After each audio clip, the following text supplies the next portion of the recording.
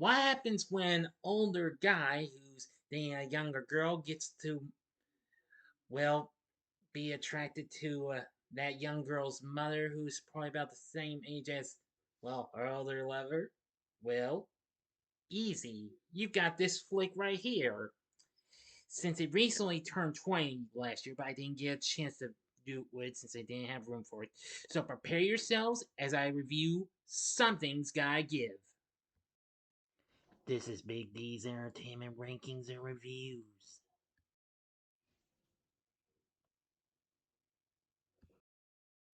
So, greetings, my fellow YouTubers, and welcome to Big D's Entertainment Rankings and Reviews.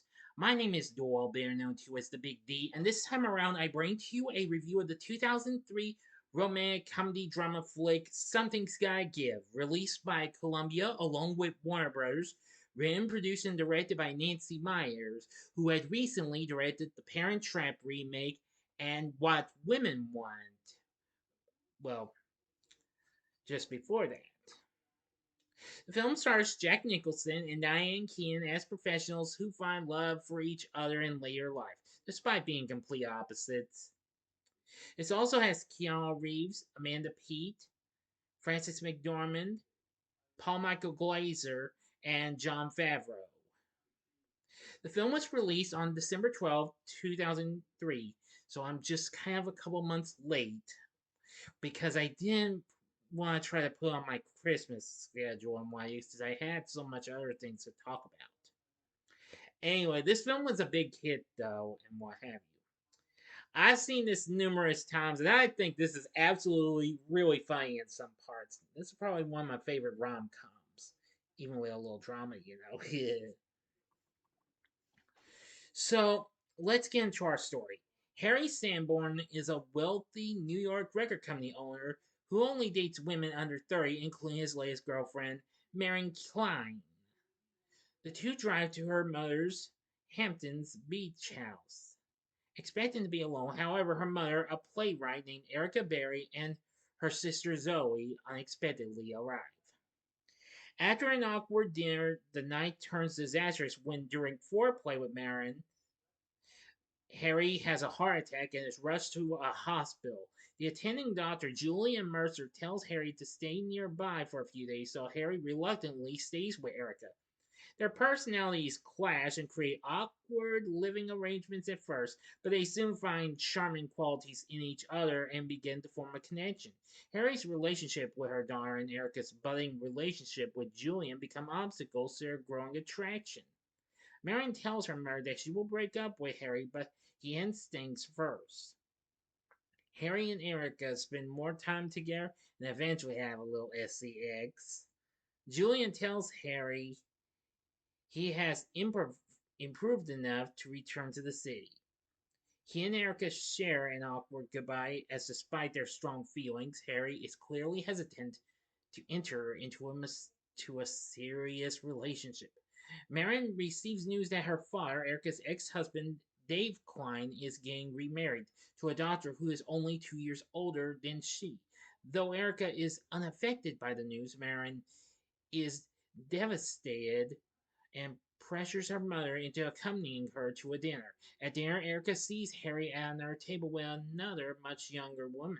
An argument follows, and Erica admits that she is in love with Harry, but he does not reciprocate. So she ends things between them and leaves, and Harry suffers from what he believes is another heart attack. But in the emergency room, he is told it was a panic attack. Devastated, Erica returns home where she cries almost non-stop for several weeks, pouring her heartbreak into a new play about a woman who falls in love with her daughter's boyfriend, titling it A Woman to Love, a phrase Harry had used to describe Erica. Harry hears about the play and rushes to the theater where it is being rehearsed. Despite her denials, it is obvious that she has used the most personal details of their affair in the play. When he tells her he still cares about her, Erica rebuffs him. After learning his character dies in the play, he suffers another panic attack. At the hospital, he is told that he needs to de stress. So he relocates temporarily to the Bahamas. Now for the ending, as always, you know the procedure. You have 5 seconds to stop this video. Go to the description box below. Fast forward to the time below. As I count down already, if you've seen the movie already, please continue. Okay, you've been warned. 6 months later, Erica's play is a huge success. Harry pays Marion a visit to apologize for any past disrespect and discovers that she is now happily married and pregnant. Marion informs Harry that Erica is in Paris celebrating her birthday. Harry flies to Paris and surprises her at her favorite restaurant. He tells Erica that he has been reaching out to all the young women he had affairs with in an attempt to atone for his heartless behavior. Julian, whom Erica is now dating, appears. Harry, Erica, and Julian have dinner together and part amicably outside the restaurant. While Harry gazes in heartache over the river Seine, Erica arrives. She tells him that Julian realized she still loves Harry and decided to step aside to let them be together. Harry tells her that at age 63, he's in love for the first time in his life and they embrace. A year later at a restaurant, Harry and Erica are now married and are out with Marion, her husband Danny, and their new baby daughter, celebrating life as a loving family. End of story. So, what did I think of Something's Gotta Give? Well, I've watched this several times and what have you, and I'm going to say, as I've said earlier, I absolutely love this film. I don't care what you say what you want, but this film is absolutely really, really good. Now, the film currently sits at 72% on Rotten Tomatoes. Saying though it occasionally stumbles into sitcom territory, the film is mostly a smart, funny romantic comedy with sharp performances from Jack Nicholson, Diane Keaton, and Keanu Reeves. I definitely agree with them. I think the cast is absolutely really good. And Hans Zimmer, of course, I know that name anywhere, is on board to do the score, and I'm going to say he does a good job as well. Nancy Meyers did a good job on directing this. After I saw her first directorial debut, which was the Parent Trap remake in 1998, and then of course a couple of years later she followed up with What Women Want. After this, after Something Sky Gives, she also directed films like The Holiday, It's Complicated, and The Intern, all of which I've seen. What have you?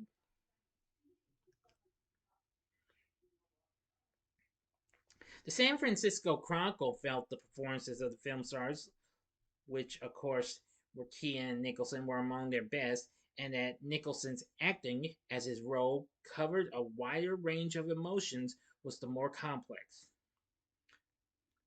The reviewer praised for this, Mick LaSalle praised the film for being a romantic comedy for adults, saying the adult romance is a dying genre in our era, but movies as wise and fun as Something's Gotta Give has always been rare. It's a comedy with hilarious moments, and yet when essential seriousness at its core, two people in the autumn of life find love. Roger Ebert described the film's dialogue as smart, although knowing that Keanu Reeves' role seems like nothing more than a walk-in plot complication.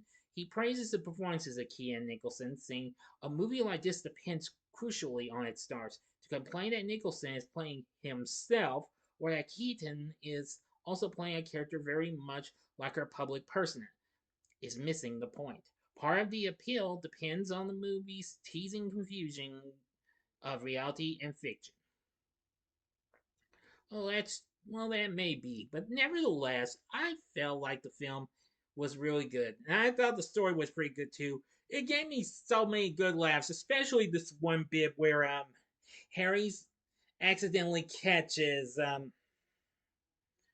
just Erica in the buff. Yeah, and he was just she's just screaming, "What are you doing back here?" And he's like, "I was trying to find the kitchen." She's like, "Back here?" And he's like, "I got a little confused." And please forgive me for using a slight bit of language in my. I didn't see much of anything. Just just your tits. Well, it's just screens, and maybe. Oh boy. Oh boy. Sorry, I could not resist saying I could. Forgive me, folks. I know rarely I would say something like that in my videos, but bear with me, okay? Whew. Anyway, nevertheless, the film was a big success, going on to make 266 million worldwide against its $80 million budget. Diane Keaton was nominated for an Academy Award for Best Actress, but lost it though. However, she did win it for Best Actress in a Comedy or Musical at the Golden Globes. Jack Nicholson was nominated for Best Actor, but unfortunately he lost.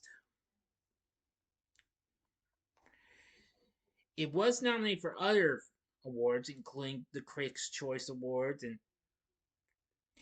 Diane Keaton won Best Actress, the Satellite Awards, and the National Board of Review of Motion Pictures Awards as well. So anyway, I really thought it was very, very fun and what have you. I think it was pretty good. Oh yeah, another fun part was when it was raining and what have you, and they then it was about they would hit it off and what have you. I have a little SDX. Anywho, but enough about that. Just watch the film and what have you. I won't give you much of the details because, well, don't worry. This film's PG-13, okay? But enough said. Let me see. Now for our cast, Jack Nicholson, I absolutely agree with the critics. He is absolutely very, very good as Harry. He's great. This is easily one of my favorite films he's in, aside from maybe films I've really liked him in, like Batman or heck, even The Shining, and heck, even One Flew Over the Cuckoo's Nest. Yeah, really something. Diane Keaton, on the other hand, playing Erica, I'm gonna say she's absolutely very, very good. I really liked her performance in this. Very good. Boy, with her crying nonstop and why I didn't mean to laugh at some a few parts continuing why, but I couldn't help it.